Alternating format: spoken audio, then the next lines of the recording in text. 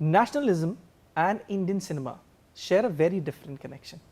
It's a very special connection, and it's responsible for influencing the masses for good.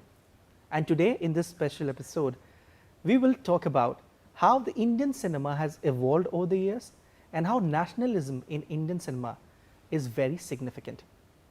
And for that, I have in studio with me Mr. Bhuvan Lal, film producer and also an author, and also Mr. Suraj Kumar, who is a filmmaker. Thank you both of you for joining in on this stage today. I would like to start with you, Mr. Bhuvan. What is your personal take when it comes to Indian cinema and patriotism? Indian cinema and nationalism and patriotism are deeply connected and embedded. If you look at Indian cinema's growth over the years, over 100 years now, from the first film that was made, Raja Harishchandra, till today, till recently, all the films have depicted some sort of nationalism, some sort of patriotism, and presented India's life in multiple ways and multiple dimensions. Before independence, when we were under British censorship, it was very difficult to make films about Indian stories because everything was controlled. Yet filmmakers used the cinema medium to create an environment in which our stories could be told, lives could be depicted on big screen, and the idea of India, the idea of Bharat could be presented. Some of these films also traveled abroad. In fact, there was a group of films made by German filmmakers in India under Bombay Talkies later and before that also, which showcased India globally. The UFA studios in Germany collaborated with Indians, and we made films on Taj Mahal, we made films on the life of Gautam Buddha, the light of Asia.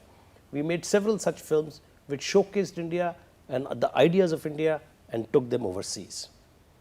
Since independence, we have made hundreds and thousands of films which have been in documentary format, which have been in short film format, which have been in big scale format, and now OTT web series, which have also focused on nationalism, patriotism, and the life of India. Okay, definitely. Now, Mr. Suraj, how is Indian cinema playing an influential role in inspiring a sense of national unity and pride in the minds and hearts of people?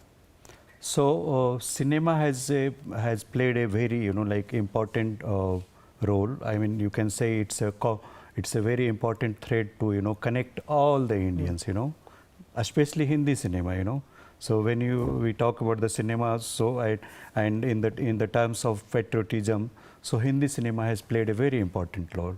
So Hindi cinema is not for the for the youth, even for the children, in 1954 there was a film called Jagriti, so that was made especially for the children, So Indian cinema has motivated and played a very important role to to make awareness about the patriotism. Correct. Through the film, to the different genre. We have in the present scenario, let's say if you will talk about, let's say 20 years before, so we have Borders, film like Border, and we have filmmaker who specialize especially for the patriotic film. Correct. Like Manoj Kumar, you have JP Datta, when you talk about the larger than life, patriotic films, you have JP Datta, so they specialize in those sort of film. So we have, the cinema has played very important role to in the terms of patriotism. Definitely correct. Yes. Now, Dr. Bhuvan, we've talked about the connection of Indian cinema and patriotism, and there is no doubt, in fact, about the very fact that there are many genres when it comes to patriotism also. There are different categories on which the films are made. What do you think is the most influential category when it comes to patriotism and its influence in the hearts of the Bollywood lovers or Indian cinema lovers? You see, cinemas all over the world are based on stories of heroes. He heroes and she heroes. So biopics generally lend themselves to a good story, a good opening, good closing, good ending, And some of these biopics, which are about patriotic people or about our leaders or about history in general, are definitely out there doing the job. Richard Attenborough's Gandhi was one such example. It took India's story outside India, told the world how we fought for our freedom, though it only showed it partially, but it did do the job that it intended to do. So I would say that biopics would be the first thing to go for. The next would be actual events that happened during our independence era. So there are several such events. There was the Chittagong uprising. A story about that would be a good film. There are many films made about post-independence wars. LOC was a film made by J.P. Datta covering the Kargil war. And since then, there's been a bunch of films about that period. And now, recently, we have had films about Kashmir, which J&K, and which are also very interesting. So that would be another part. And then there are some films which are thematically nationalistic and patriotic. I would like to mention Ashutosh Gowarekar's Swadesh, Lagan, Jodha Akbar. There are films like that which are about India, the story of Bharat, the idea of Bharat. And they still feel fresh whenever you look at them, whenever you watch them. It feels like that, they're just released yesterday. Definitely ahead of its time. The film tells the story of an NRI living overseas and planning to come to India and talking about his nation and coming here and doing something for his nation. Definitely. So that's a real connect to the motherland. Dr. Bhuvan, you just talked about OTT platforms. This is the modern era. This is the era of digitalization where everything is going very fast. How do you think OTT is playing an influential role when it comes to, reviving the old movies? As they say, old is gold. Now people have options of watching anything and everything with just, with just a touch. OTT is actually doing three things. It's not only reviving everything else that's been made before and bringing it today to the next generation of viewers and doing it in digital format, good quality sound and picture. It's also investing in modern storytelling. So it's showing our brand new stories in web series format and film format across the world. Lastly, it's taking our cinema global. So if you do something for an OTT platform, it can be watched anywhere in the world. Yeah. And that opens new audiences. So people have never seen Indian films somewhere in the world. They get to watch our cinema, our web series, and new stars are born. So there will be a whole lot of new actors, new directors, new stories being seen globally in the years to come. Who couldn't have seen? Lastly, I'd like to say on this particular OTT platform question, the role of OTT combined with AI is going to be a completely new dimension. And AI has already entered cinema in different ways. AI in writing of stories, AI in storytelling. But do you think it will have some sort of a negative impact on No, film? I'm very positive about AI. Unlike a lot of other people I know who are thinking of AI being a challenge, it's actually, creativity is a human quality. Artificial intelligence is not creative. It cannot replace creativity. It can only play with what you give it to play with. So you have, it's an instrument. AI eventually is an instrument. It's for creative industry to embrace it, to use it, to enhance the quality of its creativity and the products that they create from enhancing and enabling AI. So it's an app. Definitely. It's not something, it's not a system controller. And eventually computers don't cry, human beings do. Definitely, rightly put it. Now, Mr. Suraj, there is one thing, you have a movie, the duration of which is perhaps 1.5 hours or 2 hours, and then you have a web series. You have episodes, each episode is having duration of around 50-56 minutes. What do you think when I compare both of these? When you are talking about the film and OTT, like both the productions are very different, in cinema, in the film, feature film, you have to complete the story in 2.5 hours. So their makings, though their storytelling is quite different than the OTT, right? In OTT, you have, longer version, 10 episode series, and like you can talk, you can play drama in a little detailing ways, even you will give a space to all the characters. But in cinema, in 2.5 hours, you have played drama in a little detailing ways, even you will give a space to all the characters. But in cinema, in 2.5 hours, you have very limited. But again, the watching of feature film and watching of what you call the OTT series, from an audience point perspective, it is both are the totally different, Okay. So when I sit, I go for the watching OTT. So I make my mind that look, it's not a cinema. So I have to, like if I finish 2 episodes, again I have to come for the 3rd episode or 4th. But in the film, so when I go for Sunday, let's say, I will select one film and say, look, I am going to watch watch a feature film. So I will complete, I will have all, I will grasp all the, 2.5 hours in one go. So both Enjoyment. have different tastes, basically. Yes. Dr. Bhuvan, what are the challenges as a film producer you face when you make a film on patriotism? Whether it's about finances, whether it's about making an appeal to the audience, because there have been lots and lots of film in the Indian cinema that have been made on patriotism. So is there always a challenge to bring something new? Cinema is a very challenging industry. It's not an easy job to make a film, particularly because finances always are a challenge.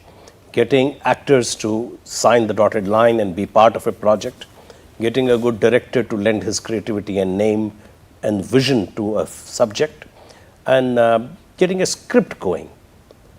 These are the major challenges. Beyond that, there are financial challenges of a different type. There are challenges of distribution, there are challenges of production. Those are logistical challenges, and mostly. But to create a perfect work of art that appeals to the hearts and minds of people worldwide is nearly impossible. It's easier to send a man on the moon or a woman on the moon rather than, make a film which will be so successful like nobody else has ever been so successful. So, any examples you would like to give us, some films that are your personal favorites and created a huge impact on the minds of people, not just in India, but across the world? Several films come to my mind, but for me personally, I was very inspired by Richard Attenborough's Gandhi when I saw it in school, and I wanted to, enter the film industry because of that. And as the way things happened, I am now myself involved in producing films, and I'm looking at doing a picture on the life of Netaji Subhash Chandra Bose, which is the alternative story to Indian freedom movement and is required because that's also the story of India and story of Bharat.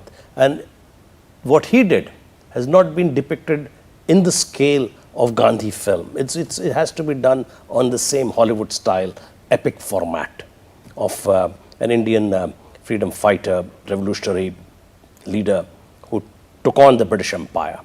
So that's my immediate project, and I have other stories of similar nature in the pipeline. Definitely, we'll talk about that. And now, Mr. Suraj, like I was just mentioning it to Mr. Dr. Bhuvan, that there have been lots and lots of movies, patriotic movies that have been made. You've also made 2 movies on Aurobindo Ghosh, legendary figure, and also Rabindranath Tagore. Talk to us about what special is that in these films that the audience will see. So, for the thinking of him, which is based on Tagore and Victoria Ocampo, bond between Tagore and Victoria. So, this film is basically, this film starts in 1924 and ends in, 1941, the year when Tagore died, So, it's a very small, what you call the part of Tagore's life, but very important, Victoria was the lady who made lots of changes in Tagore's life, So, after meeting Victoria, Tagore, when came back to India, he started making paintings. Otherwise, Tagore was not a painter. And Victoria was a lady who organized painting exhibition in Paris in 1930s, So, it's not about only the Tagore and Victoria, it's also about the, 2 different culture, So, through this film, we tried to, depict the 2 different culture, they came close. Definitely. And Tagore was the common, thread. Definitely. Thinking of Him was directed by the Argentinian director Pablo Cesar. So I am the co-producer, Indian side. It's a co-production film. So and for Sri Aurobindo Ghosh, so the title is Sri Aurobindo, the beginning of a spiritual journey. So that's directed and produced by myself. So it is based on the like the prison life of Sri Aurobindo, which usually public doesn't know. When you will talk about the Sri Aurobindo, so public people will directly goes to Pondicherry. Okay, Pondicherry. So, but before Pondicherry, people are not aware. He was a freedom fighter. He was a yogi. He was a Maharishi. So all these things, yogi, Maharishi, they knows because Pondicherry has started. But he was a freedom fighter. He was a journalist. He was an educationist. People are not aware. He also completed the ICS exam. He was the civil servant. He quit that job during the probation period and came back to Baroda and started teaching. He was college principal, and after that he came to Kolkata and started Bande Mataram magazine. So during that time, our film is based on basically 1 year of his prison life. Started in 1908 and end in 1909 when Sri Aurobindo released from the jail. So my film ends over there. Okay. So it's basically about his spiritual journey and about the how Britishers tried to implicate him in false case. And after the trial, when completed the trial, he was released. There was no any evidence. Even some of his colleagues, they were even his brother was imprisoned for the lifetime. And some other colleague, but he was not convicted. Well, definitely seems interesting and looking like the audience will certainly get something very interesting out of these films. Now, Dr. Bhuvan, Indian cinema, when we talk about it, has come so far, and this is the time when the world is looking at Indian cinema for many reasons. What do you think has changed? The world has certainly started looking at India very seriously. We are a huge population, democratic, going to be one of the largest economies on the planet, and our voice matters. So the idea of Bharat, the inclusiveness, the ancient traditions of this country, they get translated into our art forms. And one of our prominent art forms which is extremely exportable is cinema. So cinema, when it goes out, it becomes the ambassador of India. It becomes Bharat ki Awaaz. A lot of people outside India, they've never been to the country, but they've seen us on big screen. And this is becoming a very attractive proposition. Many countries in the world today don't favor the traditional Western cinema so much. They have started looking at the stories of India. Correct. Our stars in many nations are far bigger than the biggest of the Hollywood stars. Correct. Because the face recognition of an Indian and the mannerism and the lifestyle, the stories that we are telling, the family orientation is very close to the cultures of Middle East, Southeast Asia, many parts of Africa and Asia, Latin America, and the rest of the world. So they are connecting with us. And this connection will only grow because we have a large population, we make multiple films, and our industry is very robust, and we will continue to do that. With the coming of artificial intelligence, coming of new technologies, the quality of our cinema, which is world class, will get even better. Correct. And in fact, I was talking to a very renowned director of Indian cinema who in conversation with me said that when we segregate Indian cinema as Bollywood and Tollywood and Mollywood, it should not be done. It should just be Indian cinema. What is your take on that? I never use those words. They are derogatory in relationship to our art form. So you also think the same, that it should Absolutely. be just Indian cinema, Bharatiya cinema is a language of its own and a tradition of its own and a culture of its own with world-class filmmakers for a very long time. And we are over 100 years old. Why should we be considered a wood? We are not in the woods anymore. Somebody else is called something, but we shouldn't be compared to them. The song and dance that we bring to cinema is a worldwide phenomenon. It's unique. It brings an identity to our cinema. If you look at, the amount of songs that we have created just about patriotism, or nationalism in Indian cinema. It's endless. Dil diya hai, jaan bhi denge, ae watan tere liye. Subhash Ghai. He has made hundreds, 36 films, I think, but he has given over 100 songs, I think. And some of them, even a song by A.R. Rahman like Jai Ho, you know, it becomes a symbol of this country. In fact, Chak De India for that Chak matter. De India, absolutely. It tells the story of this country, how we play hockey. And Definitely. you know, sports is another arena which is also a form of storytelling, Definitely. which is a genre by itself, but also a genre connected to the genre of patriotism. Now, Mr. Suraj, this is a patriotic special program talking about your favorite movie when it comes to Indian cinema and patriotism. You know, like we have many patriotic films, but few of them are very important, you know, which I used to, you know, like watch again and again. So one of the film is Kranti, you know. Okay. Kranti, I like Upkar very much, you know. So these are the films which, you know, I always, whenever I am and sitting at home during the, you know, like Independence Day or the, you know, like 26th January, so I used to watch these films. Okay. So Do you think that such films are being made today? audience actually, you know, those films are little different, you know, production wise, that is little different than the current, you know, scenario. But you know, like these days, you know, you have film like Tiger Zinda Hai, that's also patriotic film, you know. Okay, but the tastes have changed. Tastes have changed, you know. You have different set of actors, you know. During that time, those actors were very much popular, and they were very much, you know, like prominent in playing those sort of, you know, genre. Okay. But now you have different sort of actors. I understand. You have Pathan, right? Yeah, yeah. So, and that's also, So different era and different films. Yes. Now, very quickly, Mr. Bhuvan, now you've also written books, Ji. you know, that which are related to India, related to India's history. Very quickly, tell us about what they are and what is unique in those books. So I started studying Indian history as just a layperson. And as a student of history, I realized that the stories that I had heard and the history lessons I had taken were incomplete. So I did my own research over a period of 30 years and wrote some books. I have now published 4 of them. They tell the story of the Indian freedom movement in its entirety.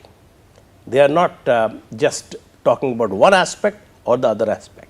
They tell the story of the multi-structured and the multi-layered stories, or the actual history of our genre, of our country. And in this, I have written 2 biographies. One is the biography of Netaji Subhash Chandra Bose, which is going to be a movie. It's called The Man India Missed the Most. The other one is The Great Indian Genius, the story of Lala Hardayal.